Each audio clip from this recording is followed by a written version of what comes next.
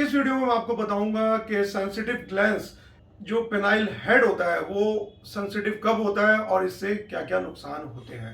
दोस्तों, मैं हूं डॉक्टर अली और मैं पिछले 25 सालों से इस दिल्ली में प्रैक्टिस कर रहा हूं और मेरी कोशिश रहती है कि कम से कम खर्चे में पेशेंट को ट्रीट किया जा सके।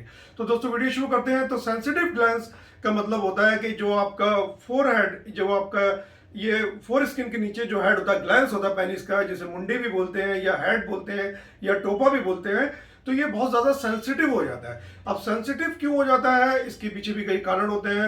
एक कारण होता है डिफेक्टिव हैंड प्रैक्टिस टेक्निक। अब ये मैं और वीडियोस में बता चुका हूँ कि आप जब हैंड प्रैक्टिस कर रहे होते हैं या लेट कर हैंड प्रैक्टिस कर रहे होते हैं तो ये फोर स्किन पीछे की तरफ नहीं करते हैं। फोर स्किन पीछे नहीं करेंगे तो आपका जो हेड वाला एरिया है, प्लेन्स वाला एरिया है, वो एक्सपोज नहीं होता है। अब वो एक्सपोज नहीं होता है, छुपा रहता है हमेशा, तो वो उसमें ज़्यादा सेंसिटिविटी हो जाती है। एक सब्सटेंस पी होता है, वो बढ़ जाता है उसमें, ये केमिकल है एक, तो वो बढ़ जाता है, तो ये ज़्यादा सेंसिटिव हो जाता है। तो जब भी आप सेक्स करने जाते हैं, ये स्किन पीछे जाती है, जैसे ही टच होता है तो आपको एक गुदगुदी सी महसूस होती है, टिकलिंग होती है, पेन भी हो सकता है अगर ज़्यादा सेंसिटिव है।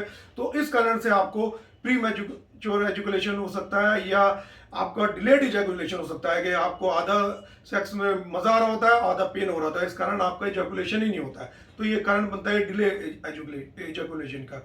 जब आपको डिले इजैकुलेशन हो रहा होता है तो आपको मजा नहीं आ रहा होता है सेक्स में, तो फिर आपका सेक्स का मन ही नहीं करता है। तो एक आगे चल के यही आपकी लो लिबिडो या लो सेक्स डिजायर का कारण भी बनता है।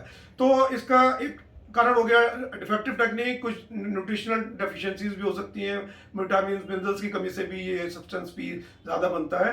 तो ट्रीटमेंट के लिए इसके जो है आपको अपनी टेक्निक ठीक करनी होती है और कुछ अलग से मेडिसिन वगैरह होती हैं। इसके लिए आपको अपने सेक्सोलॉजिस्ट या जो भी आपके क्वालिफाइड डॉक्टर हैं वो आपको कुछ टेक्निक्स भी बताएंगे, कुछ मेडिसिन भी इसकी थ्रू दी जाती हैं। कोई डायग्नोस किया जाता है, कोई और प्रॉब्लम साथ में तो नहीं है, तो इसका ट्रीटमेंट फिर किया जा सकता है।